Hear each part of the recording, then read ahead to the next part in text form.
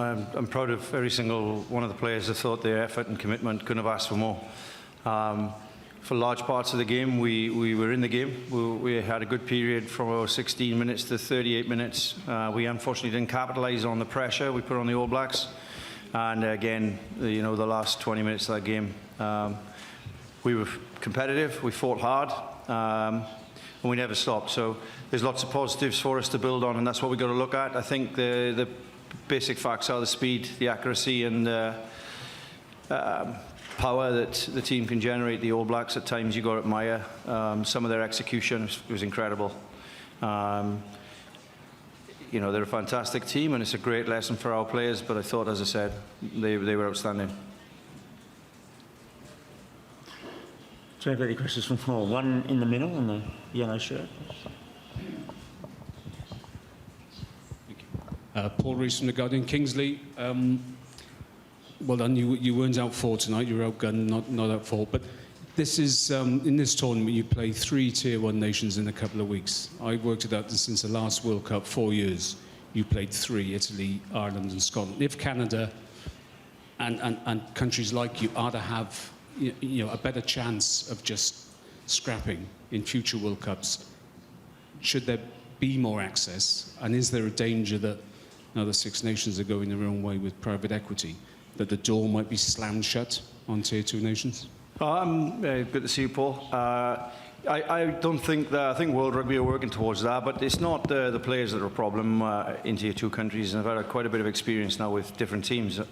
It's a system. We need these players need opportunity. I've said it. I'm sure Tyler sat by me most of these press conferences and fed up me hearing me saying it, but these guys don't get opportunities in professional rugby, and we need a pathway into the professional game.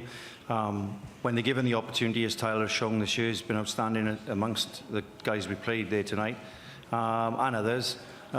We have a chance of progressing, and I think there's so many good young rugby players in Canada. Canada's got a massive rugby culture.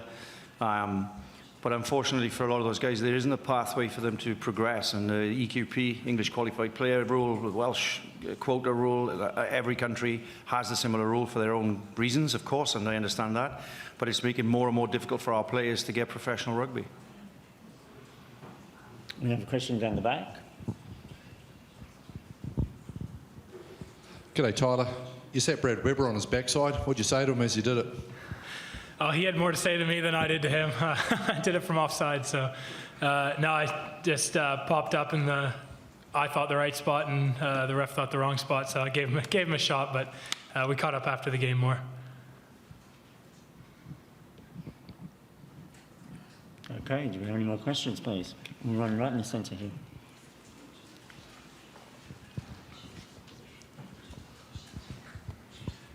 Tyler, how tough were conditions out there tonight?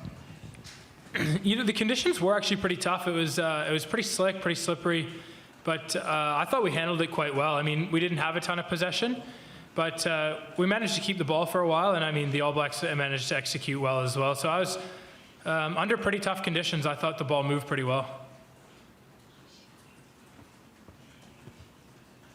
Tyler, you know those New Zealand players pretty well. Just wonder, after 80 minutes against them, just where do you see, where do you see their level at the moment? I guess as they build towards the pointy end of the tournament. Yeah, I do. I read a bit of the media, and it goes back and forth the thoughts on how the All Blacks are, but no, I think they're as good as ever, and I give them every shot at winning this tournament. So. Yeah, they're impressive. I think they're still trying to find a few combinations out and work some things out, but player for player, they're going to be pretty hard to beat.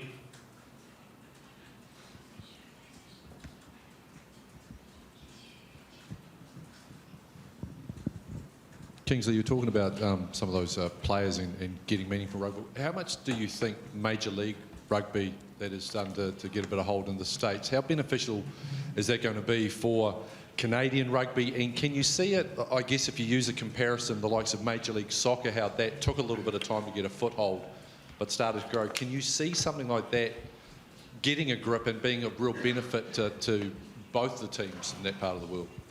Yeah, it has to be. It's a lifeline. It's a lifeline for Canadian rugby players, in my opinion. It's a pathway. It's in its infancy, as you said. And we're very positive about it. I speak publicly positive about it. but it's got a long way to go. 18 months ago, we had 46 players holding down day jobs in Canada, and there's now 51 players playing in the MLR. The other 5 were playing elsewhere semi-professionally. So that's been great. I mean, it runs from January through to June. There's 6 months of the year where they're in a daily training environment. And as I said, there's a long way for that league to go. But the Toronto Arrows as well, it's a great pathway for our players, and not only players, it's coaches as well. We want to get Canadian coaches involved, and that's another opportunity for those guys to step into coaching. So World Rugby are working hard, and I've been involved in a couple of meetings with the Americas, etc. And everybody wants that to be successful. And whether for now it's a pathway into the Northern Hemisphere and Southern Hemisphere competitions for the players that are good enough, but it's certainly a hope and, like I say, a lifeline for those young players.